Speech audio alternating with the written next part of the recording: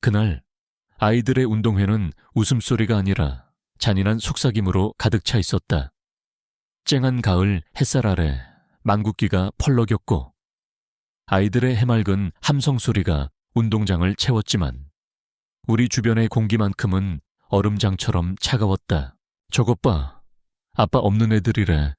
아빠 대신 웬 아저씨가 왔나 봐. 쯧쯧. 엄마가 어떻게 하고 다니길래. 날카로운 말들이 비수처럼 날아와 나와 서연 씨, 그리고 두 아이 하준이와 혜운이의 주위를 맴돌았다. 이제 막 7살이 된 쌍둥이는 아빠와 함께 달리기, 경주에 참여하기 위해 내 손을 꼭 잡고 서 있었다. 아이들의 작은 손에서는 긴장으로 땀이 배어나왔다. 나는 애써 아무렇지 않은 척 아이들의 머리를 쓰다듬었지만 등 뒤로 식은땀이 흐르는 것을 막을 수는 없었다. 하준이와 혜은이는 나를 민준 삼촌이라고 불렀다. 하지만 아이들의 세상에서 나는 이미 아빠와 같은 존재였다. 녀석들은 출생신고서에 적힌 아버지의 얼굴을 한 번도 본 적이 없었다. 그 빈자리를 내가 지난 2년간 채우고 있었다. 서툴지만 진심으로 문제를 제기한 것은 다른 학부모 중 한 명이었다. 유난히 목소리가 크고 과시하기 좋아하던 여자였다. 그녀는 자기 아들의 손을 잡고 우리 쪽을 노골적으로 훑어보며 비아냥거렸다. 아니, 이건 아빠와 함께. 달리기잖아요. 규정은 지켜야죠. 아무나 아빠 대리로 나올 수 있는 건 아니지 않나요? 그 한마디가 도화선이 되었다. 주변의 수군거림이 파도처럼 밀려왔다. 서연 씨의 얼굴은 새하얗게 질려 있었다. 그녀는 입술을 깨물며 아무 말도 하지 못했고 그저 아이들의 어깨를 감싸 안을 뿐이었다. 혜은이의 동그란 눈에는 금세 눈물이 그렁그렁 맺혔다. 상황을 이해하기 시작한 하준이는 고개를 푹 숙인 채 자신의 운동화 코만 내려다보고 있었다. 아이들의 작은 세상이 무너져 내리는 소리가 들리는 듯했다. 나는 주먹을 꽉 쥐었다. 심장이 분노로 들끓었다. 내가 앞으로 나서서 뭐라고 한마디 하려는 순간이었다. 운동장 입구 쪽에서 모든 소음을 잠재우는 낮은 엔진 소리가 들려왔다. 사람들의 시선이 일제히 그쪽으로 향했다. 먼지 하나 없이 완벽하게 닦인 검은색 세단 한 대가 천천히 운동장 안으로 미끄러져 들어오고 있었다. 그 차는 운동회의 소박하고 소란스러운 분위기와는 전혀 어울리지 않는 위압적인 존재감을 뿜어냈다. 차는 정확히 우리 근처에 멈춰섰다. 운전기사가 재빨리 내려 뒷문을 열었다. 그리고 한 남자가 차에서 내렸다. 그 순간 운동장의 모든 공기가 멈춘 것 같았다. 남자는 값비싼 맞춤 정장을 입고 있었고 머리부터 발끝까지 조금의 틈도 보이지 않는 완벽한 모습이었다. 하지만 사람들을 압도한 것은 그의 외모가 아니었다. 그것은 그의 몸에서 뿜어져 나오는 차갑고 강력한 아우라였다. 마치 왕이 자신의 영지에 행차한 듯 그의 주변 모든 것이 하찮아 보였다. 강태환, 서연 씨가 공포에 질린 목소리로 속삭이는 이름을 듣기 전에도 나는 직감적으로 그가 누구인지 알 수 있었다.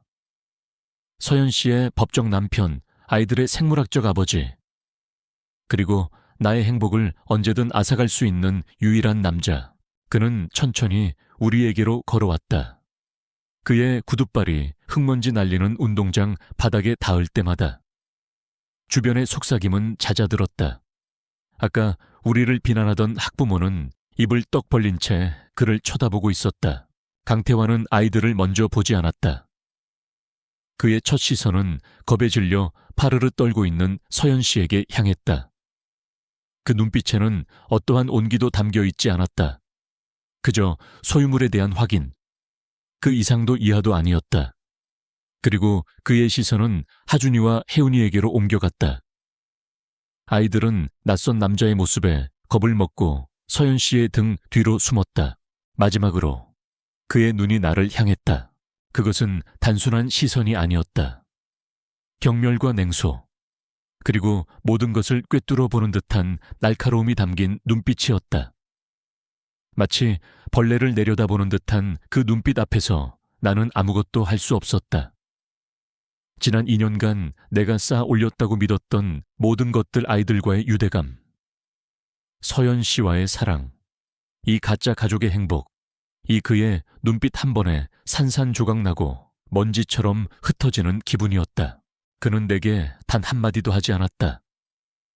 하지만 그의 침묵은 그 어떤 욕설보다 더 잔인하고 파괴적이었다. 그는 조용히 아이들 쪽으로 몸을 돌려 곁에 있던 수행원에게 무언가 지시했다. 수행원은 곧바로 달려가 주최 측과 몇 마디를 나누었고, 잠시 후 확성기에서 교감 선생님의 떨리는 목소리가 울려 퍼졌다. 하준. 혜운 학생의 아버님께서 바쁘신 와중에도 직접 와주셨습니다. 경기는 잠시 후에 속행하겠습니다. 운동장은 완전한 침묵에 휩싸였다. 승리감에 찬 침묵이 아니었다. 그것은 강력한 힘 앞에서 모두가 입을 다물어버린 공포에 가까운 침묵이었다. 그렇게 나의 행복은 끝났다. 아니, 애초에 그것은 행복이 아니었을지도 모른다. 도둑질한 시간 위에서 잠시 피어난 신기루였을 뿐이다. 모든 것은 비 내리던 어느 오후에 시작되었다. 아니, 어쩌면 그보다 훨씬 이전, 내 삶에 거대한 구멍이 뚫렸을 때부터였을지도 모른다. 내 이름은 박민준, 나이는 52이다. 서울의 한적한 동네 골목에서 낡은 헌책방을 운영하고 있다. 아내와는 10년도 더 전에 이혼했다. 하나뿐인 딸아이는 지금쯤 지구 반대편에서 제 꿈을 좇고 있을 것이다. 1년에 한두 번, 안부나 묻는 짧은 통화가 우리 부녀 관계의 전부였다. 나의 하루는 언제나 똑같이 흘러갔다. 아침에 일어나 차가운 식빵 한 조각으로 아침을 때우고, 책방 문을 열고, 먼지를 털고, 책을 정리한다. 손님이 없는 오후에는 창가 자리에 앉아 빛바랜 책장을 넘기며 시간을 죽였다. 오래된 종이 냄새와 희미한 잉크 냄새가 내 삶의 유일한 향기였다. 책방은 나의 도피처이자 감옥이었다. 수많은 이야기들이 빽빽하게 꽂힌 책장들 사이에서 나는 안전했지만 동시에 철저히 혼자였다. 나는 책 속 인물들의 삶을 엿보며 그들의 기쁨과 슬픔에 잠시 동화되었다가 책을 덮는 순간이면 어김없이 텅 빈 현실과 마주해야 했다. 텅 빈 집, 혼자 차리는 저녁상, 대화 상대 없는 적막한 밤, 고독은 무뎌지는 법이 없었다. 그것은 만성적인 통증처럼 내 삶의 일부가 되어 나를 천천히 좀먹고 있었다. 나는 다른 사람과의 연결을 갈망했다. 누군가와 따뜻한 눈빛을 나누고 소소한 일상을 공유하고 저녁 식탁에서 오늘 하루가 어땠는지 묻고 답하는 그런 평범한 삶을 내가 한때 가졌었지만 내 손으로 부셔버린 바로 그 삶을 그러던 어느 날 내 흑백 같던 세상에 예고 없이 색깔이 번지기 시작했다. 그날도 여느 때와 같이 창밖을 보며 무의미한 시간을 보내고 있었다. 그때 세찬 소나기를 피하기 위해 3명의 그림자가 허둥지둥 내 책방 안으로 뛰어 들어왔다. 젊은 여자와 똑같이 생긴 남자아이. 여자아이 바로 서연 씨와 하준이. 혜운이었다. 그것이 모든 비극의 시작이었다. 나의 하루는 괴종시계의 둔탁한 소리와 함께 시작되었다. 새벽 6시. 어김없이 울리는 알람 소리가 아니라 거실 벽에 걸린 낡은 시계가 시간을 알리는 소리였다. 이혼 전 아내가 혼수로 가져왔던 시계. 그녀는 떠났지만 시계는 남았다. 마치 내게 지나간 시간을 잊지 말라고. 매일 아침 상기시켜주는 것 같았다. 몸을 일으키면 서늘한 나무 바닥의 감촉이 발바닥으로 전해져 왔다. 24평 남짓한 이 작은 아파트의 공기는 언제나 차가웠다. 사람의 온기가 빠져나간 집은 계절에 상관없이 늘 서늘했다. 주방으로 가 찬물을 한 컵 들이켜는 것으로 하루를 시작했다. 텅 빈 식탁에는 어젯밤 먹다 남은 컵라면 용기만이 덩그러니 놓여 있었다. 치우는 것을 잊었다.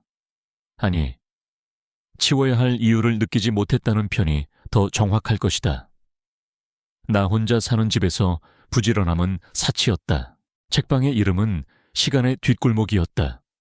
내가 지은 이름이었다. 번화가에서 빗겨나 낡은 주택들이 옹기종기 모여있는 골목 안쪽에 자리 잡은 책방은 이름 그대로 시간이 멈춘 듯한 공간이었다. 삐걱거리는 나무 문을 열고 안으로 들어서면 세상의 소음은 멀어지고 오직 책의 세계만이 남았다. 가장 먼저 하는 일은 환기를 시키는 것이었다. 밤새 갇혀있던 퀴퀴한 공기를 내보내고 신선한 아침 공기를 맞이했다. 햇살이 창문을 통해 비스듬히 들어오면 공기 중에 떠다니는 먼지들이 금가루처럼 반짝였다. 그 먼지들은 수십 년의 세월을 품은 책들이 내쉬는 숨결과도 같았다. 나는 마른 걸레로 책장과 바닥의 먼지를 닦아냈다. 이 행위는 단순히 청결을 위한 것이 아니었다. 그것은 이 공간에 대한 나의 경의의 표시이자 하루를 시작하는 경건한 의식이었다. 책방은 2개의 작은 방을 터서 만든 아담한 공간이었다. 벽이란 벽은 모두 천장까지 닿는 책장으로 채워져 있었다. 문학, 역사, 철학, 그리고 이제는 아무도 찾지 않는 낡은 잡지들까지. 책들은 저마다의 이야기를 품고 조용히 새 주인을 기다렸다. 나는 커피를 내렸다. 진하고 쓴 원두의 향이 책 냄새와 뒤섞여 시간의 뒷골목만의 독특한 향기를 만들어냈다. 손님은 많지 않았다. 가끔 동네 어르신들이 소일거리 삼아 들르거나 헌책의 가치를 아는 몇몇 젊은이들이 보물을 찾듯 이곳을 찾아올 뿐이었다. 나는 손님들에게 불필요한 말을 걸지 않았다. 그저 그들이 편안하게 책을 둘러볼 수 있도록 조용한 배경이 되어줄 뿐이었다. 계산대 뒤에 앉아 책을 읽거나 혹은 창밖을 하염없이 바라보는 것이 내 일과의 대부분이었다. 창밖으로는 나와는 다른 세상이 흘러갔다. 바쁘게 출근하는 사람들, 제잘거리며 학교 가는 아이들, 장바구니를 들고 시장에 가는 주부들, 그들의 삶은 활기차고 목적이 있어 보였다. 나는 그저 그 풍경을 응시하는 관객일 뿐이었다. 저녁이 되어 책방 문을 닫고 집으로 돌아오는 길은 언제나 고독했다.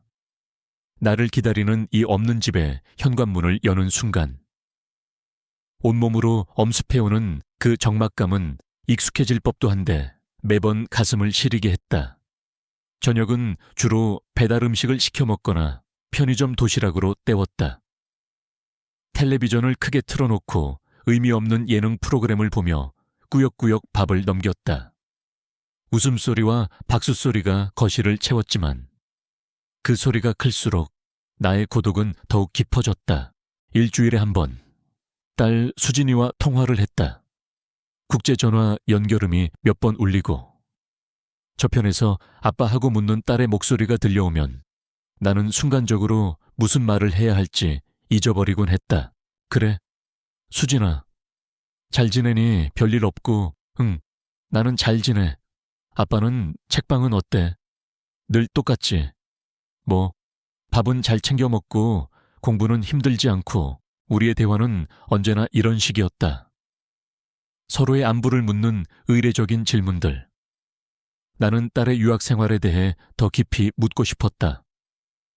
어떤 친구들을 사귀었는지, 무엇이 가장 힘든지, 혹시 외롭지는 않은지. 하지만 그런 질문들은 입안에서만 맴돌다 사라졌다. 이미 멀어진 부녀 사이에 그런 질문들은 어색한 침묵만을 가져올 뿐이라는 것을 알기 때문이었다. 수진이 역시 마찬가지였을 것이다.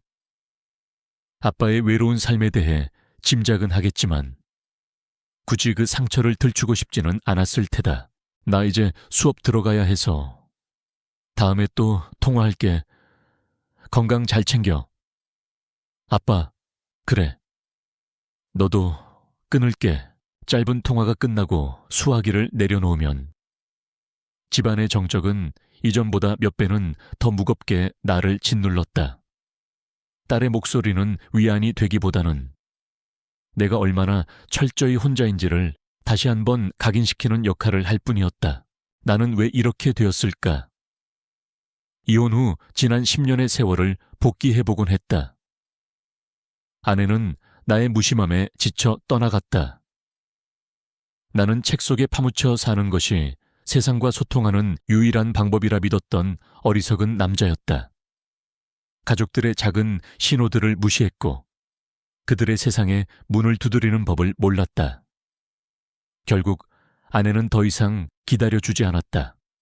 딸은 그런 나를 원망하며 자랐고 성인이 되자마자 가장 멀리 떠날 수 있는 곳으로 날아가 버렸다. 모든 것이 나의 탓이었다. 나는 사랑하는 법을 몰랐고 관계를 지키는 법에 무지했다. 그 대가로 나는 이 고독이라는 형벌을 선고받았다. 책방 한쪽 구석에는 낡은 소파가 하나 있었다. 손님들이 잠시 앉아 책을 읽을 수 있도록 마련해 둔 곳이었다. 그날 비가 쏟아지기 시작했을 때도 나는 그 소파에 앉아 멍하니 창밖을 보고 있었다. 후드득. 굵은 빗방울이 창문을 때리기 시작했다. 하늘은 금세 회색빛으로 변했고 골목을 지나던 사람들의 발걸음이 빨라졌다. 나는 씁쓸한 커피를 한 모금 마셨다. 이렇게 비가 오는 날이면 책방을 찾는 손님은 아무도 없을 것이다. 오늘도 이렇게 하루가 끝나겠구나. 그런 생각을 하던 순간이었다. 삐걱 하고 책방 문이 열리는 소리가 들렸다. 나는 무심코 고개를 들었다. 그리고 그들을 보았다. 비에 흠뻑 젖은 채 서로의 손을 꼭 잡고 서 있는 세 사람. 젊은 엄마와 어린 쌍둥이 남매. 그들의 등장은 마치 흑백 영화 속에 갑자기 끼어든 한 장면의 총천연색 필름 같았다. 문가에 서 있는 세 사람은 마치 폭풍 후에 둥지를 잃은 작은 새들 같았다. 여자의 얇은 블라우스는 비에 젖어 몸에 들러붙었고 아이들의 머리카락 끝에서는 물방울이 뚝뚝 떨어져 낡은 나무 바닥 위로 작은 웅덩이를 만들었다. 여자는 어쩔 줄 몰라 하며 나를 향해 고개를 숙였다. 죄송합니다.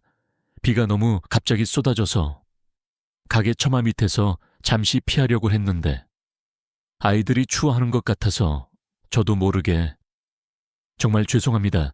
금방 나가겠습니다. 그녀의 목소리는 가늘게 떨리고 있었다.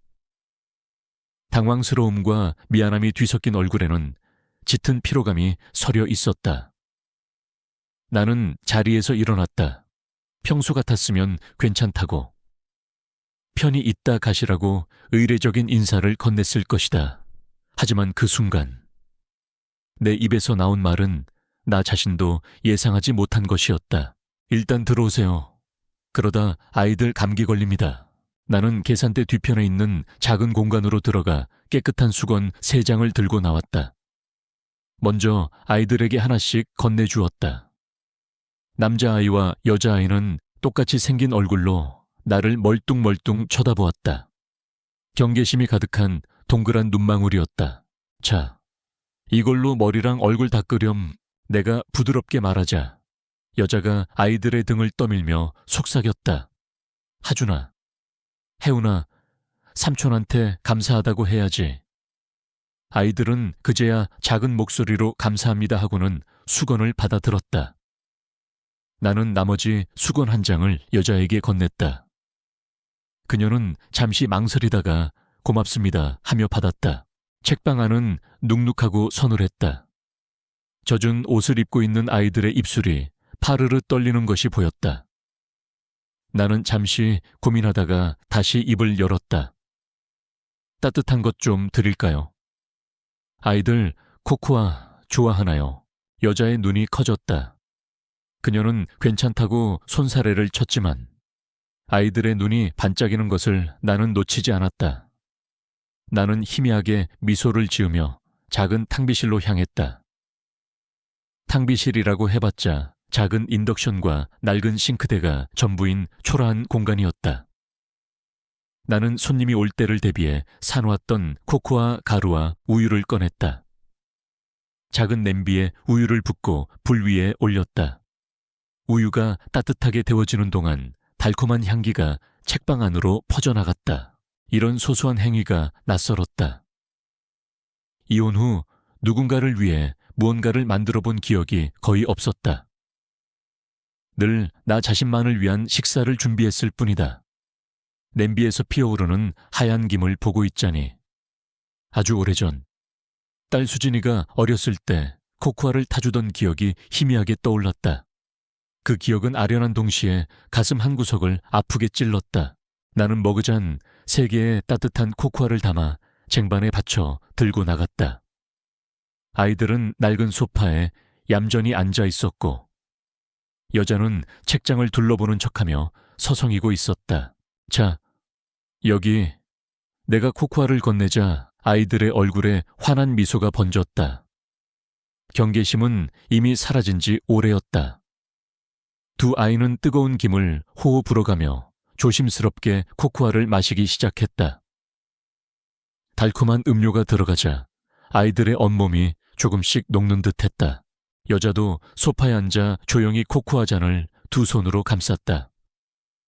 우리는 한동안 아무 말도 없었다. 책방 안에는 빗소리와 아이들이 후루룩 코코아를 마시는 소리만이 가득했다. 어색한 침묵이었지만 이상하게도 불편하지 않았다. 오히려 그 침묵 속에서 어떤 보이지 않는 연결고리가 생겨나는 기분이었다. 침묵을 깬 것은 남자아이 하준이었다. 우와, 여기 책 엄청 많다. 이거 다 삼촌 거예요. 나는 고개를 끄덕였다. 응, 삼촌 책들이야.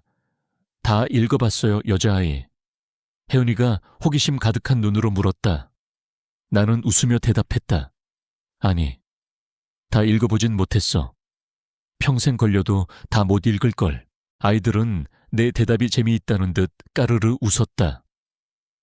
그 웃음소리는 메마른 내 책방에 아주 오랜만에 울려 퍼지는 생명의 소리였다. 아이들은 코코아를 다 마시자 소파에서 내려와 책장 사이를 탐험하기 시작했다. 나는 아이들에게 손때가 덜 묻은 그림책 몇 권을 꺼내주었다. 아이들은 바닥에 엎드려 책장을 넘기며 자기들만의 세상에 빠져들었다. 아이들이 책을 보는 동안 나와 여자는 자연스럽게 몇 마디 대화를 나누게 되었다. 이 근처에 사시나 봐요. 내가 먼저 물었다. 네, 저쪽 언덕 위에 있는 빌라에 살아요. 이사 온 지는 반년 정도 됐어요. 아, 그러시군요. 저는 여기서만 20년 넘게 있었네요. 어쩐지 책방이 되게 편안한 느낌이 들었어요. 오래된 나무 냄새 같기도 하고 좋네요. 그녀는 희미하게 미소 지으며 말했다. 그 미소에는 여전히 지친 기색이 남아 있었지만 처음 봤을 때의 불안함은 많이 사라져 있었다. 우리는 그렇게 소소한 이야기를 나누었다. 동네에 대한 이야기, 책에 대한 이야기, 그녀의 이름이 서연이라는 것과 아이들이 쌍둥이라는 것도 알게 되었다. 그녀는 자신의 다른 사적인 이야기는 하지 않았고 나 역시 묻지 않았다. 그저 그 순간의 대화에만 집중했다. 어느새 빗줄기가 가늘어졌다. 창밖 하늘이 조금씩 밝아지고 있었다. 서연 씨는 아쉬운 듯 자리에서 일어났다. 이제 그만 가봐야겠어요. 정말 신세 많이 졌습니다. 코코아도 정말 감사했어요. 그녀는 아이들을 불렀다. 하준아, 혜훈아, 이제 가야지. 삼촌께 인사드려. 아이들은 읽던 책을 아쉬워하며 자리에서 일어났다. 그리고 내 앞에 나란히 서서 허리를 꾸벅 숙였다. 삼촌, 안녕히 계세요. 코코아 맛있었어요. 나는 웃으며 아이들의 머리를 쓰다듬어 주었다. 그래, 조심히 가렴. 다음에 또 놀러와. 그 말은 나도 모르게 튀어나온 진심이었다. 세 사람이 문을 열고 밖으로 나갔다. 나는 문가에 서서 그들의 뒷모습을 바라보았다. 서연 씨가 아이들의 손을 하나씩 잡고 골목길을 걸어가고 있었다. 빗줄기가 그친 하늘 저편으로 희미한 무지개가 떠올라 있었다. 그들이 떠나자 책방은 다시 원래의 모습으로 돌아왔다. 하지만 모든 것이 전과 같지는 않았다. 공기 중에는 여전히 달콤한 코코아 향과 젖은 흙 냄새가 섞여 있었고, 바닥에는 아이들의 작은 발자국들이 남아 있었다. 소파 위에는 그들이 마셨던 온기가 채 가시지 않은 머그잔 3개가 놓여 있었다. 나는 한동안 그 자리에 우두커니 서 있었다. 방금 전까지 이곳을 채웠던 온기와 웃음소리가 마치 꿈처럼 느껴졌다. 그리고 그 꿈에서 깨어난 순간 나는 이전보다 훨씬 더 깊고 시린 고독을 느꼈다. 텅 빈 책방이 오늘따라 유난히 넓고 춥게 느껴졌다. 나는 무언가를 잃어버린 사람처럼 그들이 사라진 골목 끝을 하염없이 바라보고 있었다. 그들이 떠난 후 며칠 동안 나는 유령이라도 본 사람처럼 멍하니 보냈다. 책방의 모든 것이 그날의 흔적을 담고 있는 듯했다. 아이들이 만졌던 그림책, 그들이 앉았던 소파, 코코아 향이 희미하게 남아있는 머그잔. 나는 그 잔들을 씻지 못하고 한참을 바라보았다. 그 온기가 사라지는 것이 두려웠다. 일주일쯤 지났을까? 나는 거의 포기하고 있었다. 그것은 그저 내 메마른 삶에 잠시 스쳐 지나간 한여름날의 소나기 같은 것이었다고. 그렇게 스스로를 위로하며 씁쓸한 커피를 마시고 있었다. 바로 그때 책방문에 달린 작은 종이 맑은 소리를 내며 울렸다. 고개를 들자 서연 씨와 두 아이가 문 앞에 서 있었다. 이번에는 비에 젖지 않은 단정한 모습이었다. 서연 씨는 수줍게 웃으며 작은 쇼핑백을 내밀었다. 그날은 정말 감사했습니다. 이건 약소하지만 보답이에요. 쇼핑백 안에는 갓 구운 듯 따뜻한 쿠키가 담겨 있었다. 이런 걸 다 괜찮은데 나는 당황하며 말했지만 입가에 번지는 미소는 숨길 수 없었다. 삼촌, 우리 또 놀러 왔어요. 혜은이가 내게 달려와 외쳤다. 하준이도 그 뒤를 따라 꾸벅 인사를 했다. 나는 아이들의 눈높이에 맞춰 몸을 낮추고 머리를 쓰다듬었다. 그래, 잘 왔다. 그날 이후 그것은 우리들의 새로운 일상이 되었다. 매일 오후 4시가 되면 아이들은 유치원이 끝나고 엄마 손을 잡고 을의 책방으로 향했다.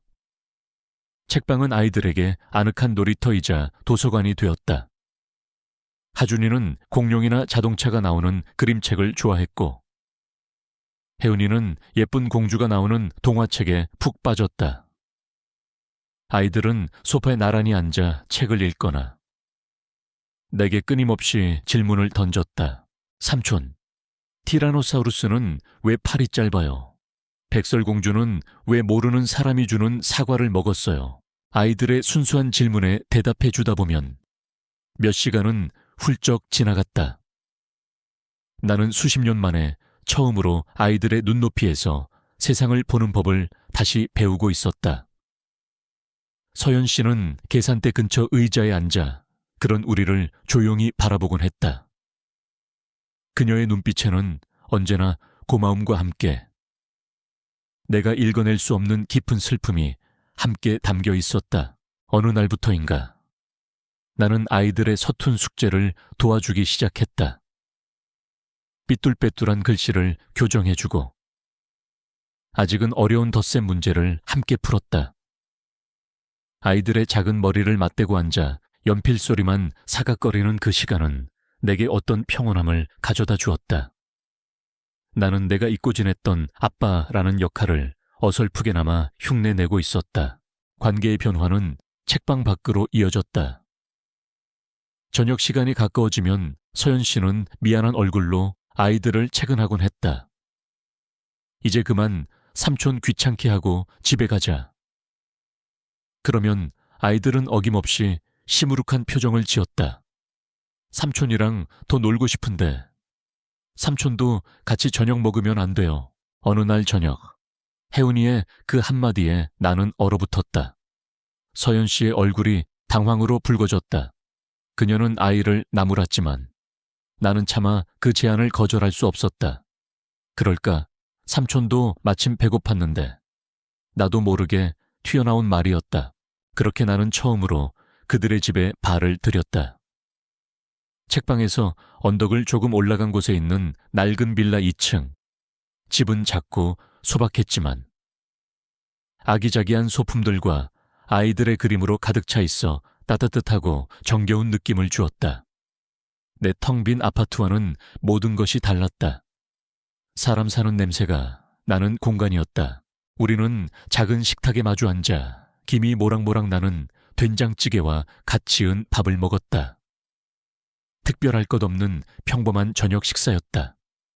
하지만 나에게는 지난 10년간 먹었던 그 어떤 진수성찬보다 더 맛있고 따뜻했다. 아이들은 밥을 먹는 내내 제잘거렸고 서연 씨는 아이들의 입가에 묻은 밥풀을 닦아주며 미소 지었다. 그 풍경 속에 내가 함께 있다는 사실이 비현실적으로 느껴졌다. 마치 내가 오랫동안 꿈꿔왔던 어떤 장면 속에 들어와 있는 것 같았다. 그날 이후로 나는 종종 그들의 저녁 식사에 초대받았다. 때로는 내가 책방 문을 닫고 작은 케이크나 과일을 사들고 가기도 했다. 우리는 함께 밥을 먹고 텔레비전을 보고 아이들이 잠들 때까지 이야기를 나눴다. 아이들은 어느새 내 무릎에 앉아 책을 읽어달라고 조르거나 내 등 위로 올라타 말타기 놀이를 했다. 나는 그 무게가 싫지 않았다. 오히려 내 삶의 공허함을 채워주는 기분 좋은 무게감이었다. 나는 이 행복에 취해갔다. 이 행복이 도둑질한 것일지도 모른다는 사실을 애써 외면했다. 서연 씨는 남편에 대해 거의 이야기하지 않았다. 어쩌다 그 주제가 나올 때면 그녀는 그 사람이라고만 지칭하며 얼굴을 굳혔다. 나는 그녀의 표정에서 두려움을 읽었지만 깊이 파고들지 않았다. 가끔 그녀가 한밤중에 걸려온 전화를 받으러 황급히 방으로 들어갈 때도 나는 모르는 척했다. 그녀의 손목에 희미하게 남은 멍 자국을 보았을 때도 나는 그것이 어디에 부딪혀 생긴 상처일 것이라고 스스로를 속였다. 나는 진실을 마주하는 것이 두려웠다. 이 위태로운 평화가 깨지는 것이 무서웠다. 나는 그저 이 가짜 가족 놀이에 계속 심취하고 싶었다. 아이들이 나를 아빠라고 부르지 않아도 그들의 눈 속에서 나는 이미 아빠였다. 서연 씨가 나를 사랑한다고 말하지 않아도 저녁 설거지를 하는 그녀의 뒷모습을 바라볼 때면 그녀는 내 아내인 것만 같았다. 어느 늦은 밤 아이들을 재우고 거실로 나온 서연 씨가 지친 모습으로 내 옆에 앉았다. 민준 씨, 고마워요. 민준 씨가 없었으면 어땠을지. 그녀는 말을 잇지 못하고 고개를 숙였다. 어두운 조명 아래 그녀의 어깨가 가늘게 떨리고 있었다. 나는 조심스럽게 손을 뻗어 그녀의 어깨를 감쌌다. 그녀는 거부하지 않았다. 대신 내 어깨에 조용히 머리를 기댔다. 그 순간 나는 위험한 선을 넘고 있다는 것을 알았다. 하지만 멈출 수 없었다.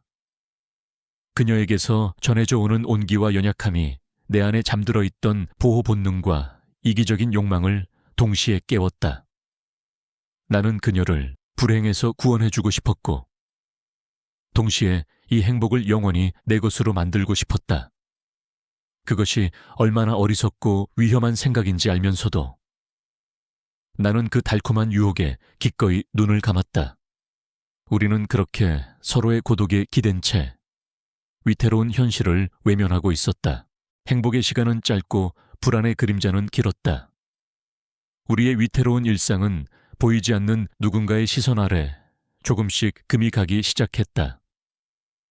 변화는 서연 씨에게서 먼저 나타났다. 언제부터인가 그녀는 휴대폰 벨소리에 병적으로 놀라곤 했다. 전화가 울릴 때마다 그녀의 어깨는 움츠러들었고 발신 번호를 확인하는 그녀의 눈빛은 공포에 질려 있었다. 특히 발신자 표시 제한으로 걸려오는 전화 앞에서는 거의 패닉 상태에 빠졌다. 그런 전화가 걸려온 날이면 그녀는 아이들이 듣지 못하도록 황급히 베란다로 나가 문을 닫고 전화를 받았다. 유리문 너머로 보이는 그녀의 입모양은 무언가에 필사적으로 변명하거나 애원하는 듯 했지만 내게는 아무 소리도 들리지 않았다. 전화를 끊고 돌아온 그녀는 아무 일도 없었다는 듯 희미하게 웃어 보였지만 핏기 가신 얼굴과 떨리는 손끝은 감출 수 없었다. 나는 누구냐고, 무슨 일이냐고 묻고 싶었지만 차마 입이 떨어지지 않았다. 그녀의 고통을 정면으로 마주할 용기가 내게는 없었다. 그저 그녀가 차려준 저녁밥을 말없이 먹으며 이 불안한 평화가 조금이라도 더 오래 지속되기를 기도할 뿐이었다. 그 사람의 존재는 유령처럼 우리의 삶을 맴돌았다. 그는 모습을 드러내지 않았지만 자신의 존재감을 끊임없이 과시했다. 어느 주말 오후, 우리가 책방에서 함께 시간을 보내고 있을 때였다. 서연 씨의 집으로 거대한 택배 상자들이 배달되었다. 아이들은 신이 나서 상자를 뜯었고 그 안에서는 최신형 게임기와 아이들의 키만한 거대한 곰 인형, 그리고 이름만 들어도 알만한 명품 브랜드의 아동복들이 쏟아져 나왔다. 우와 엄마, 이것 보세요. 로봇이에요. 인형이다. 정말 예뻐요. 아이들은 환호했지만 서연 씨의 얼굴은 돌처럼 굳어 있었다. 그녀는 아무 말 없이 상자 안에 들어있는 카드 한 장을 집어들었다. 나는 그녀의 어깨 너머로 그 내용을 보았다. 인쇄된 활자체로 단 2문장이 적혀 있었다. 아빠가 보낸다. 부족한 것 없이 키워라. 그것은 다정한 선물이 아니었다. 명백한 경고이자 감시의 증표였다. 그는 내가 너희를 어디서 무엇을 하는지 다 알고 있다고. 너희는 내 소나기 안에 있다고 말하고 있었다. 아이들의 웃음소리가 그 어느 때보다 공허하게 들렸다. 서연 씨는 그날 밤 아이들이 잠든 후에 그 장난감과 옷들을 모두 다시 상자에 담아 창고에 처박아 두었다. 나의 무력감은 날이 갈수록 커져만 갔다. 나는 그녀와 아이들 곁에 있었지만 그들을 지켜줄 아무런 힘도 없었다. 나는 그저 낡은 책방을 운영하는 돈도 없고 힘도 없는 중년 남자일 뿐이었다. 내가 그들에게 줄 수 있는 것은 고작 따뜻한 코코아 한 잔과 잠자리에서 읽어주는 동화책 한 권이 전부였다. 보이지 않는 적은 그런 나를 비웃기라도 하듯 돈과 권력으로 자신의 존재를 증명해 보였다. 그날 밤 서연 씨는 처음으로 그 사람에 대해 조금 더 자세히 이야기했다. 아이들이 잠든 후 우리는 거실의 어둠 속에 나란히 앉아 있었다. 그 사람은 모든 걸 통제해야 직성이 풀리는 사람이에요. 그녀의 목소리는 물에 젖은 솜처럼 무겁고 힘이 없었다. 결혼 생활 내내 저는 새장 속에 갇힌 새 같았어요. 어디를 가는지, 누구를 만나는지 전부 보고해야 했죠. 제 이름으로 된 통장 하나 갖는 것도 허락하지 않았어요. 그는 제게 필요한 모든 것을 제공했지만 그건 사랑이 아니라 사육이었어요. 그녀는 잠시 말을 멈추고 숨을 골랐다. 아이들이 태어났을 때 잠시나마 숨통이 트이는 것 같았어요. 하지만 그는 아이들마저 자신의 소유물로 여겼어요. 자신이 정해놓은 완벽한 후계자로 키우려고 했죠. 아이들의 웃음소리보다는 성적표에 더 관심이 많은 아빠였어요. 저는 아이들을 그렇게 키울 수는 없었어요. 그래서 도망친 거예요. 모든 걸 버리고. 그녀의 어깨가 가늘게 떨렸다. 나는 아무 말 없이 그녀의 손을 잡아주었다. 그녀의 손은 얼음장처럼 차가웠다. 왜 이혼은 하지 않은 겁니까? 나는 조심스럽게 물었다. 그녀는 자조적인 웃음을 지었다. 그 사람이 순순히 이혼해 줄 리가 없잖아요. 자기 인생에 이혼이라는 흠집을 남길 사람이 아니에요. 그리고 양육권을 빼앗길 게 뻔했어요. 법은 언제나 돈과 권력의 편이잖아요. 저는 아이들을 뺏기느니 차라리 이렇게 숨어 지내는 쪽을 택한 거예요. 절망적인 이야기였다. 그녀는 거대한 거미줄에 걸린 나비와도 같았다. 발버둥 칠수록 더욱 올가맬 뿐. 벗어날 방법은 없어 보였다. 민준 씨, 무섭지 않아요. 나 같은 여자 때문에. 위험해질 수도 있는데. 그녀가 나를 보며 물었다. 그녀의 눈빛이 어둠 속에서 애처롭게 빛났다. 나는 그녀의 손을 더욱 꽉 잡았다. 무섭습니다. 하지만 당신과 아이들을 잃는 것이 더 무섭습니다. 그것은 나의 진심이었다. 이기적인 진심. 나는 그녀의 불행에 공감하면서도 동시에 그녀가 나를 떠나지 못하는 이 상황에 안도하고 있는지도 몰랐다. 나는 구원자인 척했지만 실은 나 자신의 고독을 채우기 위해 그들의 불행을 이용하고 있는 비겁한 남자였다. 그날 이후 내게도 이상한 일들이 생기기 시작했다. 책방 문을 닫고 밤늦게 집으로 돌아갈 때면 누군가 나를 지켜보고 있다는 섬뜩한 느낌이 들곤 했다. 골목 어귀에 낯선 검은 차가 서 있다가 내가 나타나면 헤드라이트를 켜고 사라지는 일이 몇 번 있었다. 처음에는 우연이겠거니, 내가 너무 예민한 탓이겠거니 생각했다. 하지만 그것이 단순한 기우가 아니라는 것을 깨닫는 데는 오랜 시간이 걸리지 않았다. 어느 날 아침, 책방 문 앞에 작은 봉투 하나가 놓여 있었다. 그 안에는 사진 몇 장이 들어 있었다. 내가 서연 씨의 집에서 나오는 사진, 아이들의 손을 잡고 공원을 산책하는 사진, 책방에서 아이들에게 책을 읽어주는 사진. 모두 누군가 멀리서 몰래 찍은 사진들이었다. 그리고 사진들 맨 아래에는 메모지 한 장이 들어 있었다. 제자리로 돌아가 내 것이 아닌 것에는 손대지 마라. 나는 그 자리에서 얼어붙었다. 온몸의 피가 차갑게 식는 기분이었다. 유령은 더 이상 그림자 속에 숨어 있지 않았다. 그는 바로 내 턱 밑까지 다가와 날카로운 이빨을 드러내고 있었다. 나는 사진들을 든 채 그 자리에 얼마나 오래 서 있었는지 모른다. 손이 통제할 수 없이 떨려왔고 심장은 갈비뼈를 부술듯이 세차게 뛰었다. 익숙했던 책방의 공기가 갑자기 차갑고 낯설게 느껴졌다. 누군가의 악의적인 시선이 책장 뒤, 어두운 구석, 심지어는 내 등 뒤에까지 와 닿는 것 같았다. 안전하다고 믿었던 나의 세계가 송두리째 침범당했다. 그날 오후, 아이들은 평소와 다름없이 밝은 얼굴로 책방에 왔다. 삼촌, 저 오늘 유치원에서 그림 그리기 칭찬받았어요. 혜원이가 자랑하며 나에게 달려와 안겼다. 나는 애써 웃으며 아이를 안아 올렸지만 내 웃음은 가면처럼 어색했다. 아이의 천진난만한 얼굴 뒤로 몰래 찍힌 사진 속 위태로운 우리의 모습이 겹쳐 보였다.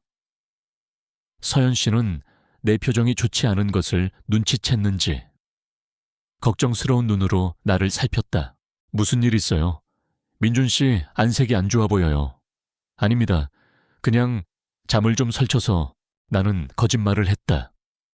우리의 관계를 지키기 위한 첫 번째, 그리고 가장 서툰 거짓말이었다.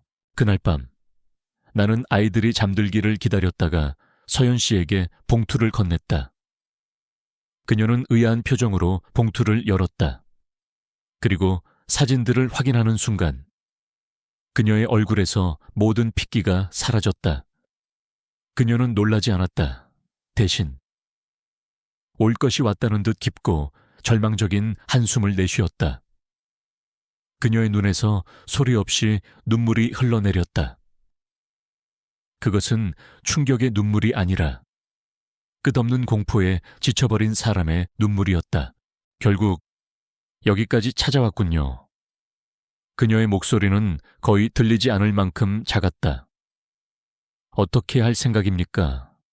내 목소리는 나도 모르게 차갑게 나왔다. 그것은 그녀를 향한 원망이 아니라 아무것도 할 수 없는 나 자신에 대한 분노였다. 떠나야죠.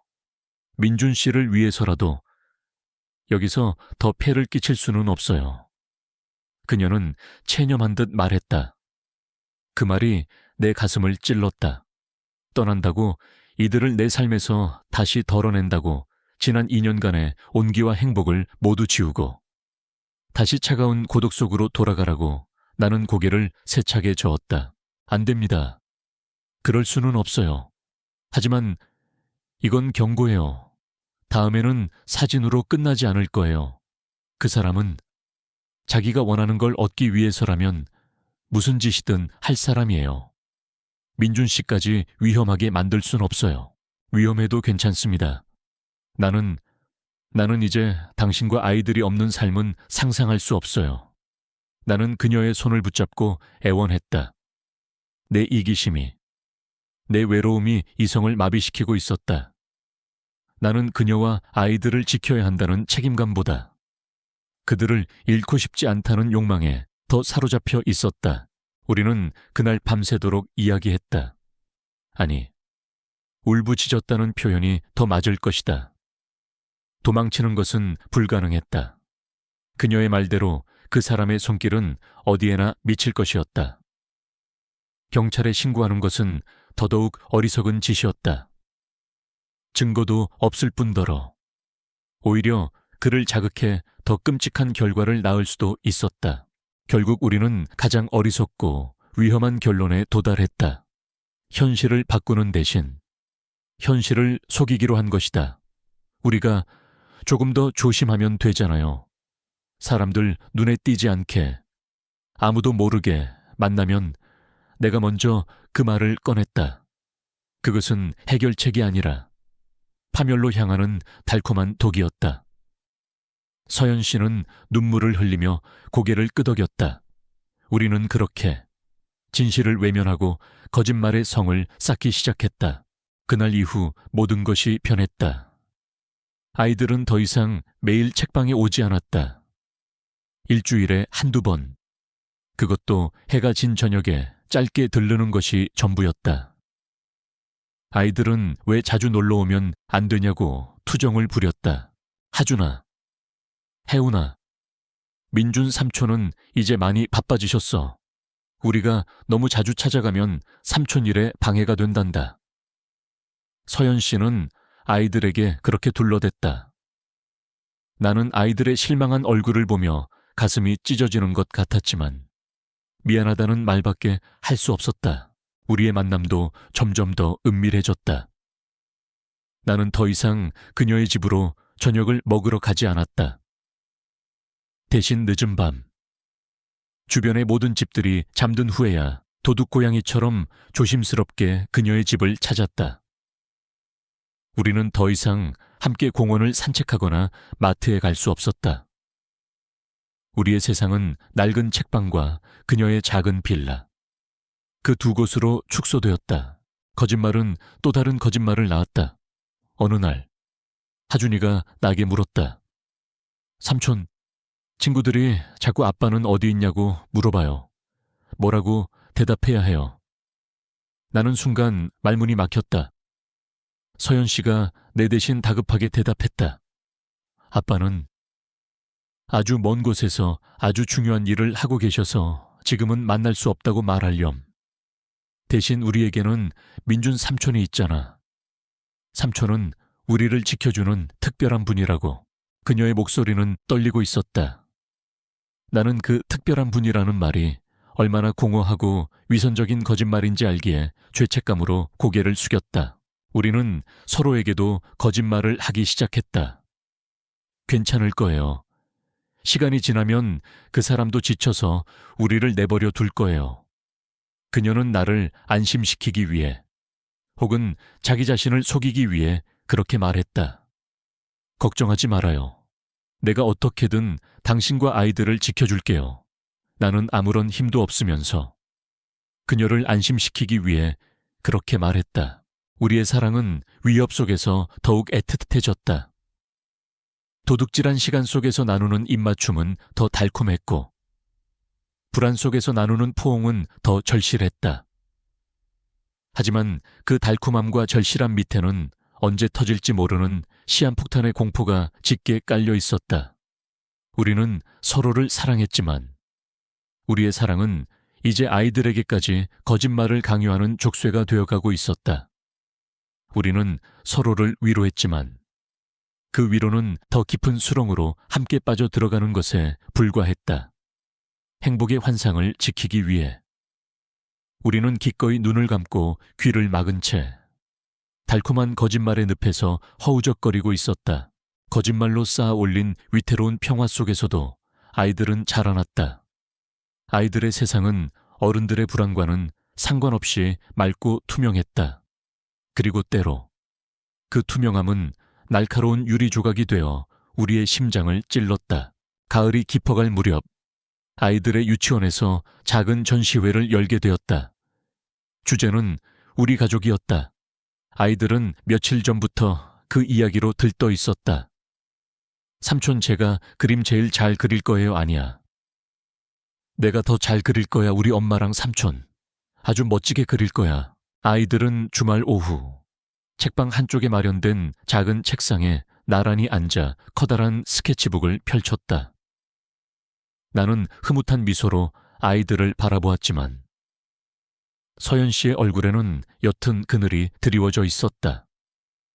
가족이라는 단어가 그녀의 마음을 무겁게 짓누르고 있다는 것을 알 수 있었다. 아이들은 작은 손으로 크레파스를 꾹꾹 눌러가며 그림을 그리기 시작했다. 종알거리는 아이들의 대화가 조용한 책방을 채웠다. 민준 삼촌은 키가 크니까 제일 크게 그려야 해. 하준이가 진지한 얼굴로 말했다. 엄마는 예쁘니까 분홍색 옷을 입혀주자. 그리고 삼촌 손을 꼭 잡고 있어야 해. 혜은이가 까르르 웃으며 말했다. 나는 계산대 뒤에 앉아 책을 읽는 척했지만 온 신경은 아이들에게 쏠려 있었다. 아이들이 무심코 내뱉는 말 한마디 한마디가 내 가슴에 따뜻한 물결과 동시에 서늘한 파도를 일으켰다. 아이들의 세상 속에서 우리는 이미 완벽한 한 가족이었다. 그 사실이 나를 더없이 행복하게 만들면서도 동시에 현실의 벽을 더욱 아프게 실감하게 했다. 1시간쯤 지났을까? 아이들이 그림을 완성했다며 나를 불렀다. 삼촌, 이리 와보세요. 다 그렸어요. 나는 자리에서 일어나 아이들에게 다가갔다. 그리고 스케치북 위에 펼쳐진 그림을 보는 순간 나는 숨을 멈췄다. 거기에는 아이들의 말대로 네 사람이 그려져 있었다. 안경을 쓴 키 큰 남자와 긴 머리의 여자가 다정하게 손을 잡고 있었고 그 양옆으로 똑같이 생긴 남자아이와 여자아이가 활짝 웃고 있었다. 배경은 누가 봐도 시간의 뒷골목 책방이었다. 삐뚤빼뚤한 글씨로 책방의 이름까지 쓰여 있었다. 서툰 솜씨였지만 그림 속 네 사람은 세상에서 가장 행복해 보였다. 목구멍이 뜨거워지며 코끝이 찡해왔다. 내가 지난 10년간 그토록 갈망해왔던 그러나 감히 꿈꿀 수조차 없었던 가족의 모습이 그곳에 있었다. 아이들의 순수한 눈과 마음이 만들어낸 기적이었다. 어떠세요? 삼촌, 저 잘 그렸죠? 하준이가 기대에 찬 눈으로 나를 올려다보았다. 나는 애써 목이 메는 것을 참고 아이의 머리를 쓰다듬었다. 응, 정말 잘 그렸다. 세상에서 제일 멋진 그림이야. 나는 그 그림에서 눈을 뗄 수가 없었다. 그것은 단순한 그림이 아니었다. 내 텅 비었던 삶에 대한 위로이자 내가 존재해야 할 이유에 대한 증명과도 같았다. 나는 이 순간을 영원히 간직하고 싶었다. 충동적으로. 나는 창고에서 먼지가 뽀얗게 쌓인 낡은 액자를 하나 찾아왔다. 액자의 유리를 깨끗하게 닦고 아이들의 그림을 조심스럽게 끼워 넣었다. 이 그림은 삼촌만 볼 수 있는 특별한 곳에 걸어둘게. 삼촌의 보물이니까. 나는 액자를 계산대 뒤쪽 벽, 손님들의 눈에는 잘 띄지 않는 곳에 걸었다. 그곳은 오직 나만이 볼 수 있는 나만의 공간이었다. 액자에 담긴 그림을 보자 텅 비었던 책방의 벽이 꽉 찬 느낌이 들었다. 그날 밤 서연 씨가 아이들을 데리러 책방에 왔다. 그녀는 벽에 걸린 액자를 발견하고는 그 자리에 얼어붙었다. 민준 씨, 이건. 그녀의 목소리가 미세하게 떨리고 있었다. 나는 아이들이 그림을 그렸고 너무나 소중해서 액자에 넣어두었다고 설명했다. 내 목소리는 기쁨으로 들떠 있었다. 하지만 그녀의 반응은 내가 기대했던 것과 달랐다. 그녀는 기뻐하지 않았다. 그녀의 얼굴에는 공포가 서려 있었다. 안 돼요. 이건 너무 위험해요. 당장 내려야 해요. 그녀는 액자를 향해 손을 뻗었지만 차마 만지지는 못하고 절망적으로 속삭였다. 왜요? 여긴 잘 보이지도 않는 곳인데. 그냥 아이들 그림일 뿐이잖아요. 나는 그녀의 과민한 반응을 이해할 수 없었다. 그냥 그림이 아니에요. 이건 증거라고요. 그 사람이 이걸 본다면 무슨 일이 일어날지 상상도 할 수 없어요. 제발요. 민준 씨, 그녀의 눈에 눈물이 고였다. 내가 행복의 증표라고 여겼던 것이 그녀에게는 파멸의 증거였던 것이다. 우리의 시각은 그렇게 달랐다. 나는 이 가짜 가족의 행복에 취해 현실 감각을 잃어가고 있었지만 그녀는 단 한순간도 그 공포의 그림자에서 벗어난 적이 없었던 것이다. 우리는 그 그림을 두고 처음으로 다투었다. 나는 이 그림만큼은 포기할 수 없다고 고집을 부렸고 그녀는 이건 우리 모두를 위험에 빠뜨리는 어리석은 짓이라고 애원했다. 우리의 언성은 높아지지 않았지만 그 어떤 고성보다 더 아프고 날카로운 말들이 오고 갔다. 결국 그녀는 눈물을 흘리며 지친 듯 한 발 물러섰다. 제발 유치원에는 다른 그림을 가져가게 해주세요. 이 그림은 민준 씨가 가지고 싶다면 어쩔 수 없지만 제발 아이들 눈에만 띄게 해주세요. 부탁이에요. 그날 밤 서연 씨와 아이들이 돌아간 후 나는 홀로 책방에 남아 벽에 걸린 액자를 바라보았다. 희미한 전등 불빛 아래 그림 속 네 사람은 여전히 행복하게 웃고 있었다. 하지만 이제 그들의 웃음은 더 이상 순수하게 보이지 않았다. 그것은 곧 닥쳐올 비극을 예고하는 불길한 미소처럼 느껴졌다. 나는 내가 얼마나 어리석었는지 깨달았다. 이 그림은 행복의 상징이 아니었다. 그것은 아이들의 순수함을 담보로 한 나의 이기적인 욕망의 결정체였다. 나는 이 아름다운 시한폭탄을 내 손으로 내 소중한 공간의 심장부에 걸어놓은 것이었다. 그리고 시계는 이미 째깍거리기 시작했다. 불길한 예감은 언제나 현실이 된다. 아이들의 그림이 액자에 걸린 지 일주일이 채 지나지 않아. 운명의 톱니바퀴는 가장 잔인한 방향으로 굴러가기 시작했다. 유치원에서 학부모 상담 주간을 갖는다는 통신문이 왔다. 정해진 시간에 방문하여 아이의 유치원 생활에 대해 담임 선생님과 이야기하는 자리였다. 통신문에는 아버님, 어머님 모두 참석을 권장합니다 라는 문구가 인쇄되어 있었다. 민준 씨, 같이 가주실 수 있어요. 서연 씨가 거의 애원하는 듯한 목소리로 내게 물었다. 나는 그녀의 불안을 이해했다. 혼자서는 그 자리를 감당할 수 없었을 것이다.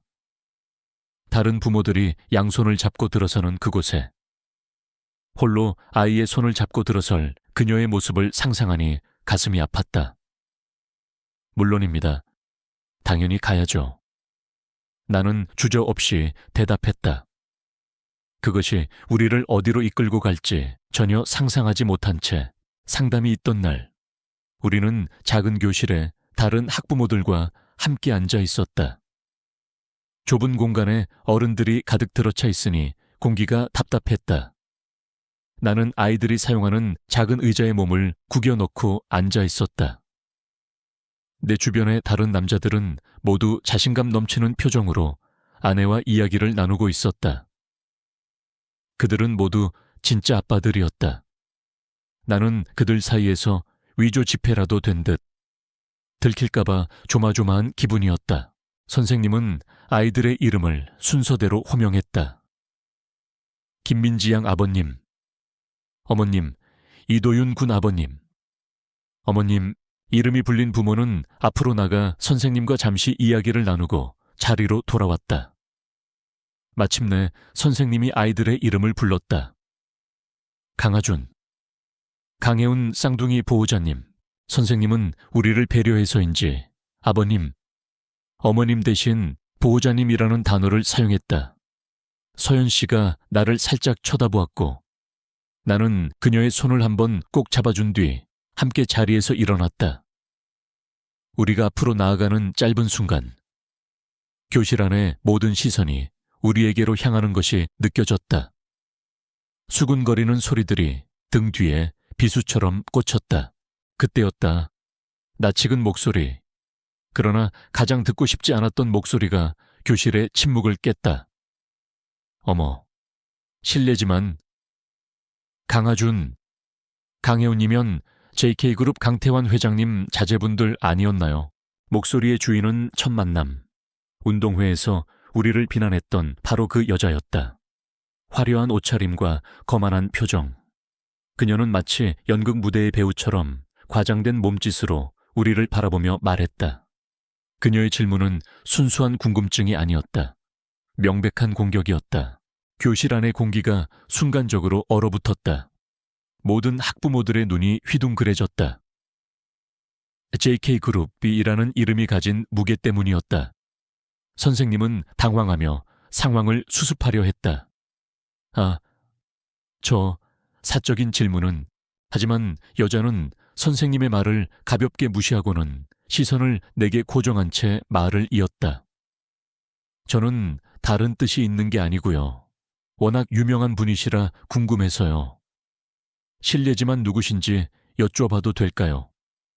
아버님은 아니신 것 같은데 그녀의 말은 정중한 질문의 형태를 띠고 있었지만 그 안에는 당신은 누구인데 감히 이 자리에 앉아 있느냐는 경멸이 담겨 있었다.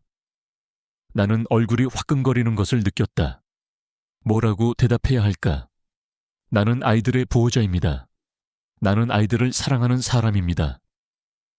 그 어떤 대답도 이 상황에서는 초라한 변명이 될 뿐이었다. 내가 입을 열기 전에 서연 씨가 나섰다. 개인적인 사정입니다. 저희 아이들 상담마저 진행해 주셨으면 합니다. 선생님, 그녀의 목소리는 떨리고 있었지만 단호했다. 하지만 상대는 물러서지 않았다. 어머, 무섭네. 개인적인 사정이라니. 하긴, 듣자 하니 집 나오셔서 웬 낡은 빌라에서 혼자 애들 키우신다던데. 참 복잡한 집안이네요. 애들이 뭘 보고 배우겠어요. 그렇죠. 여러분, 그 말은 서연 씨뿐만 아니라 그 자리에 있던 우리 모두에게 던지는 독화살이었다.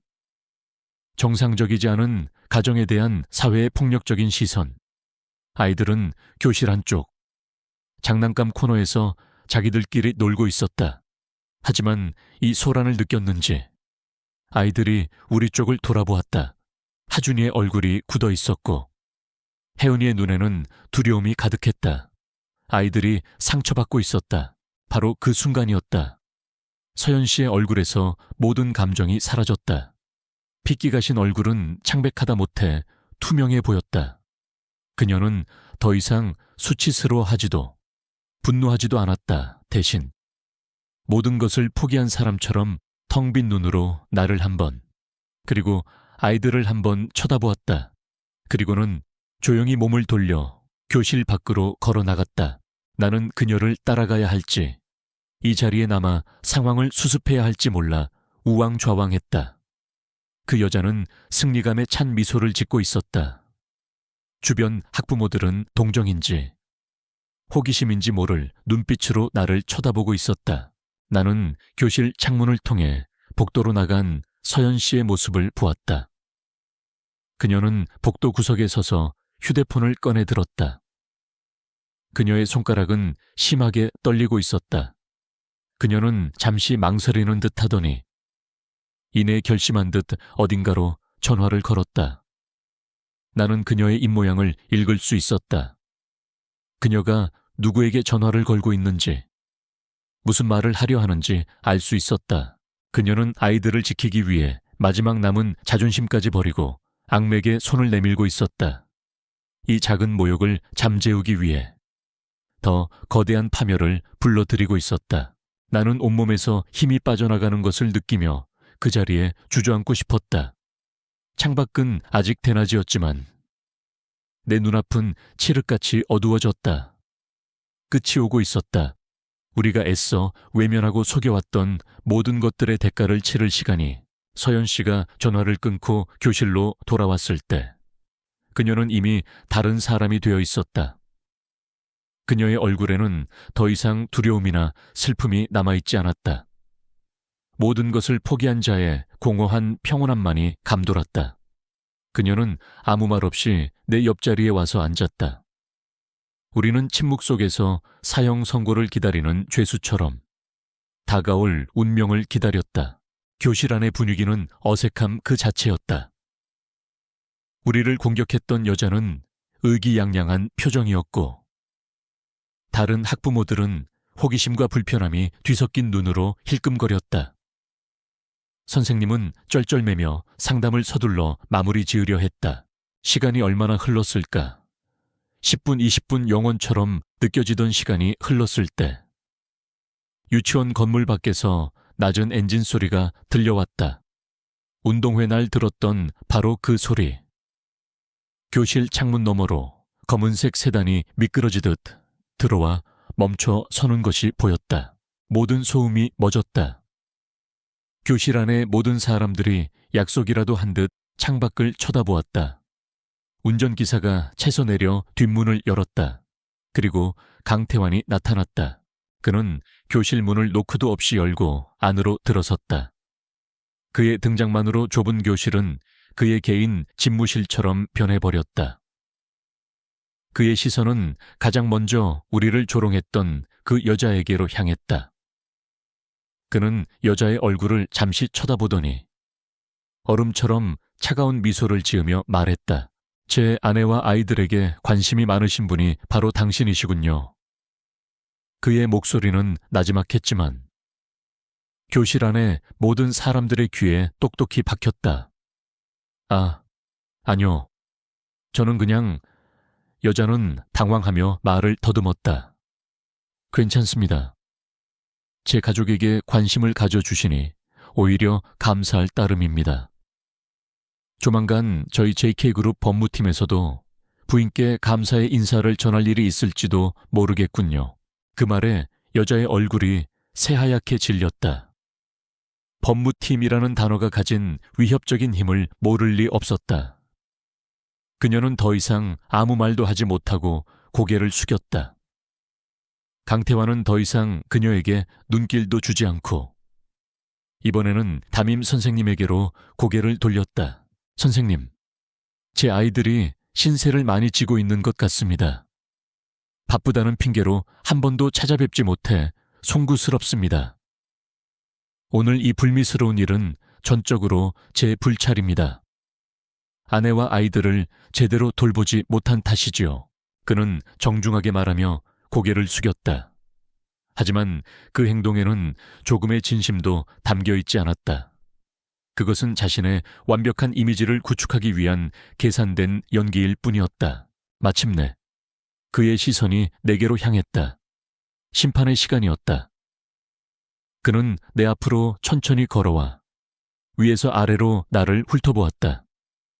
그의 눈에는 경멸보다 더 무서운 무관심이 담겨 있었다. 마치 길가의 돌멩이를 보는 듯한 눈빛이었다. 당신이군요. 그가 입을 열었다. 제 아내가 잠시 외로움을 탈 때 파리처럼 꼬였다는 그 헌책방 주인, 그의 말에 교실 안 여기저기서 숨을 들이마시는 소리가 들렸다. 그는 나를 인격체로 대하지 않았다. 그는 나를 벌레로 규정했다. 나의 사랑, 나의 진심. 아이들과 함께했던 모든 시간을 한낱 불결한 욕정으로 치부해버렸다. 나는 반박하고 싶었다. 소리치고 싶었다. 하지만 그의 압도적인 존재감 앞에서 내 목소리는 나오지 않았다. 나는 그저 입술만 달싹이다가 모욕감의 주먹을 꽉 쥘 뿐이었다. 그는 그런 나를 보고 피식 웃더니 잔인한 마지막 한 수를 던졌다. 그는 서연 씨를 돌아보며 모든 사람이 들을 수 있는 목소리로 말했다. 여보, 이제 그만하고 집으로 갑시다. 당신의 작은 일탈은 이쯤에서 끝내도록 하지. 내가 마지막 기회를 주겠소. 그는 내 쪽을 턱짓으로 가리키며 말을 이었다. 이 남자와 함께 여기서 계속 살고 싶다면 그렇게 하시오. 대신 당신은 평생 아이들을 볼 수 없을 거요. 내가 가진 모든 힘을 동원해서 당신을 아이를 버리고 남자와 도망친 부도덕한 여자로 만들고 양육권을 빼앗을 테니 아이들은 최고의 환경에서 내 후계자로 자라날 거고 당신들은 이 사회의 밑바닥에서 평생 서로를 원망하며 살게 되겠지. 그리고 그는 잠시 말을 멈췄다가 결정타를 날렸다. 하지만 지금이라도 정신 차리고 나와 함께 집으로 돌아간다면 오늘의 일은 없었던 걸로 해주겠소. 당신의 실수는 덮어주고 아이들은 엄마와 아빠가 모두 있는 정상적인 가정에서 자라게 될 거요. 물론 당신은 다시는 내 허락 없이는 집 밖으로 한 발자국도 나갈 수 없겠지만 자, 선택하시오. 당신 아이들의 미래와 당신의 하찮은 사랑, 둘 중 하나를. 그것은 선택이 아니었다. 그것은 가장 잔인한 형태의 협박이었다. 교실 안의 모든 시선이 서연 씨에게로 쏠렸다. 그녀는 고개를 숙인 채 미동도 없었다. 나는 그녀의 손을 잡고 싶었다. 괜찮다고. 내가 있다고. 함께 도망치자고 말하고 싶었다. 하지만 나는 그녀에게 아무것도 약속해 줄 수 없었다. 내게는 아이들의 미래를 보장해 줄 돈도, 그녀를 지켜줄 힘도 없었다. 침묵의 시간이 흘렀다. 마침내 서연 씨가 아주 작은 목소리로 입을 열었다. 갈게요. 그 한마디가 내 세상의 모든 소리를 멈추게 했다. 그녀는 나를 쳐다보지 않았다. 그녀는 자리에서 일어나 유령처럼 강태환의 곁으로 걸어갔다. 엄마. 어디가 상황을 어렴풋이 눈치챈 아이들이 울먹이며 그녀에게 달려갔다. 강태환은 아이들을 보며 처음으로 희미한 미소를 지었다. 그는 몸을 숙여 아이들의 손을 하나씩 잡았다. 하준아, 혜훈아, 이제 아빠랑 집에 가는 거야. 싫어, 민준 삼촌이랑 있을 거야. 삼촌 아이들은 발버둥치며 울부짖었다. 아이들은 나를 향해 손을 뻗었다. 나는 그 손을 잡아주고 싶었지만 내 발은 바닥에 뿌리라도 내린 듯 움직이지 않았다. 강태환은 아이들을 거의 끌다시피 하며 교실 밖으로 나갔다. 서연 씨는 아무런 표정 없이 그 뒤를 따랐다. 그녀는 단 한 번도 뒤를 돌아보지 않았다. 그들이 떠나자 교실 안의 모든 족쇄가 풀린 듯 사람들은 웅성거리기 시작했다. 그들의 시선에는 더 이상 호기심이 아닌 노골적인 경멸과 조롱이 담겨 있었다. 나는 그 시선들을 견딜 수 없었다. 나는 비틀거리며 교실 밖으로 나왔다. 복도 끝에서 아이들이 검은 채 억지로 태워지는 모습이 보였다. 차문이 닫히기 직전 혜은이가 창문에 얼굴을 기댄 채 나를 보며 울부짖는 소리가 희미하게 들려왔다. 삼촌, 쾅. 차문이 닫히는 소리가 내 심장이 부서지는 소리처럼 들렸다. 차는 미련 없이 유치원을 빠져나갔다. 나는 텅 빈 복도에 홀로 서 있었다. 방금 전까지 내 세상의 전부였던 사람들이 사라졌다. 나는 모든 것을 잃었다. 나의 사랑, 나의 가족, 그리고 나의 마지막 남은 존엄성까지도. 심판은 끝났다. 그들이 떠난 후의 세상은 소리가 사라진 흑백 영화 같았다. 나는 며칠 동안 유령처럼 책방을 지켰다. 혹시라도 그들이, 아니 서연 씨라도, 아이들이라도 다시 문을 열고 들어오지 않을까. 하지만 문에 달린 종은 더 이상 울리지 않았다. 나는 수십 번도 더 서연 씨에게 전화를 걸었다. 하지만 돌아오는 것은 없는 번호라는 차가운 기계음뿐이었다.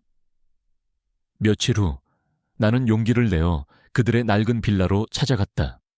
하지만 그곳에는 임대문이라는 현수막만 펄럭이고 있을 뿐. 그들이 살았던 흔적은 깨끗하게 지워져 있었다. 그들은 그렇게 연기처럼 내 세상에서 사라졌다. 내 대한 심판은 조용하고 신속하게 이루어졌다. 한 달쯤 지났을까. 책방 건물주가 찾아왔다. 20년 넘게 알고 지낸 그는 내 눈을 마주치지 못하고 쩔쩔매며 말했다. 미안하게 됐수다. 박 사장, 나도 어쩔 수가 없어. 건물을 재개발해야 한다는 통보가 위에서 내려와서 이번 달 안으로 가게를 비워줘야겠소. 나는 그 위가 어디인지 물어보지 않았다. 모든 것을 알고 있었다. 강태환은 나를 때리거나 위협하지 않았다. 그는 그럴 필요도 없었다. 그는 그저 돈과 권력이라는 보이지 않는 손으로 내 삶의 뿌리 자체를 조용히 뽑아버린 것이다. 나의 책방, 나의 유일한 도피처이자 세상의 전부였던 시간의 뒷골목은 그렇게 허무하게 사라졌다. 나는 책들을 헐값에 처분했다. 그 중에서도 아이들의 손때가 묻은 그림책 몇 권은 차마 팔 수 없어 따로 챙겼다. 계산대 뒤편 벽에 걸려있던 그림 액자도 함께. 그로부터 10년의 세월이 흘렀다. 나는 이제 서울 변두리의 작은 단칸방에서 혼자 늙어가는 노인일 뿐이다. 새벽에는 신문을 돌리고 낮에는 아파트 경비원으로 일하며 겨우 생계를 유지한다. 책은 더 이상 읽지 않는다. 오래된 종이 냄새를 맡으면 심장이 도련해지는 듯한 고통이 밀려오기 때문이다. 딸 수진이는 결혼해서 먼 나라에서 가정을 꾸렸다. 1년에 한 번 보내오는 손주들의 사진을 보며 나는 웃어야 할지 울어야 할지 모를 표정을 짓는다. 나 역시 한때 저런 행복을 가질 뻔했다는 생각에 잠시 가슴이 아려올 뿐이다. 나는 서연 씨와 아이들을 다시는 보지 못했다.